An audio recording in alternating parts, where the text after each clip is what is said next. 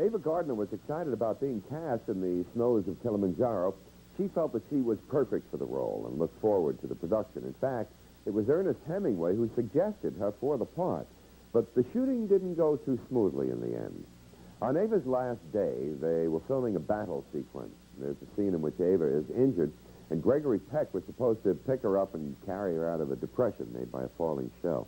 Well, the cameras rolled, and Ava fell, and Gregory jumped in. He picked her up and tried to carry her to higher ground, but in doing that, he tore a ligament in his knee, and they had to stop the scene right then and there. Now, here was director Henry King left with a star who couldn't walk. And for the next 2 weeks, Gregory Peck wore a plaster cast and appeared only in scenes in which he had to stand still because of the injury. But there was one, still a scene, which had to be done, where he was supposed to be shooting at a wild beast that was charging forward. King was forced to compromise by standing Gregory Peck in the studio in front of a rear projection screen, one of those blue screens surrounded by potted plants and stuff. And they flashed a light at him every time he was supposed to fire his rifle, while the screen showed this hippo charging him. Now, don't be too hard on these people when you see the scene. It was the best they could do under the circumstances. And now, as Paul Harvey always says, you know the rest of the story. Let's go to Africa, then, with Gregory Peck and Susan Hayward and Ava Gardner in the snows of Kilimanjaro.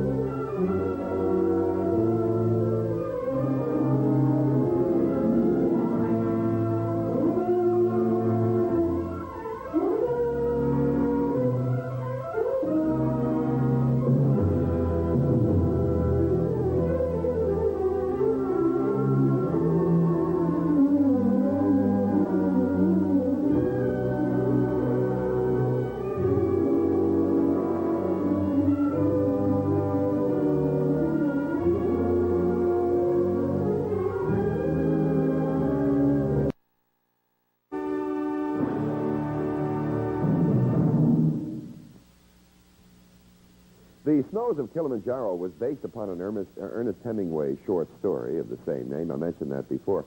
But Hemingway disavowed any connection with this film. For example, the character Ava Gardner played didn't even exist in the original work, and that was a pretty major addition when you think of that.